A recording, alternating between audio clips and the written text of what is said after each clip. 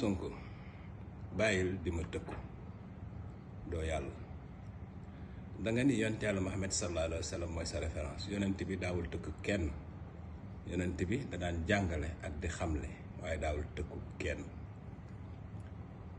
da nga dem ba Casamance di campagne boole di ma gaaruwaale ak di ma tëkku ndax li nga wax ñëpp xam nañ ne man maa ko wax. da nga ni nag li ma wax bu ma ci delluwaatee nga tëj ma kaso préparer cellule bi may dem parce que maa ngi ciy delluwaat nii. lii laa wax Sénégal dama ni leen Casamance la fa xew ba nguur gi ñëwee ba léegi dama cee am njàqare. ñetti yëf moo tax ma am ci njàqare. bu njëkk bi mooy waaye fupp ya fa nekk dañoo yëkkati drapeau Casamance drapeau rébellion bi te dégguma président de la république yéey ci yàbbi dégguma Ousmane Sonko yéey ci yàbbi dégguma kenn ku bokk ci nguur gi ku ci yéey yàbbi.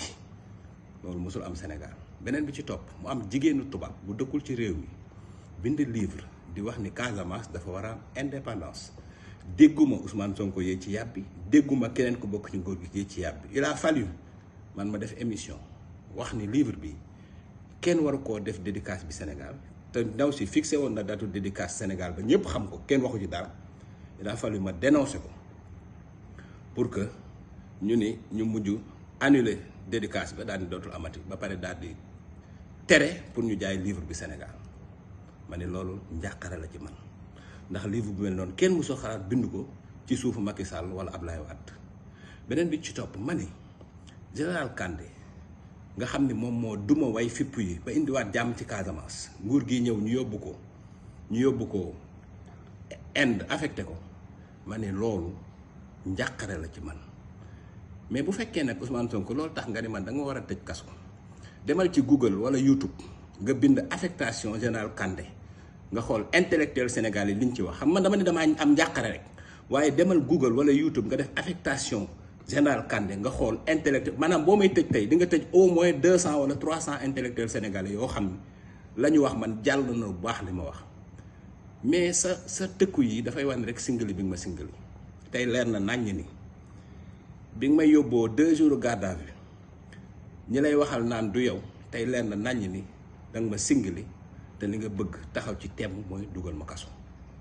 nee nga dinaa dem nëpp di nga ma tëj rëbës ba ma nëpp loolu nga wax. Ousmane Sonko respecté le justice Sénégal ngir yàlla yow premier ministre yaay tëj nit ñi ba ñuy nëb rëbës respecté le justice Sénégal.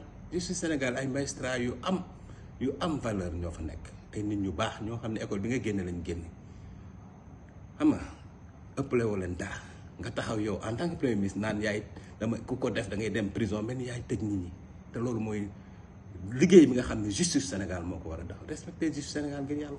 ba pare Ousmane Sonko affaire Kandé bi bu fa amee kenn kuñ ci war a topp mooy yow ndax dangaa wax lu garaaw da nga ni li tax ñu affecté Kandé yaa ko wax de.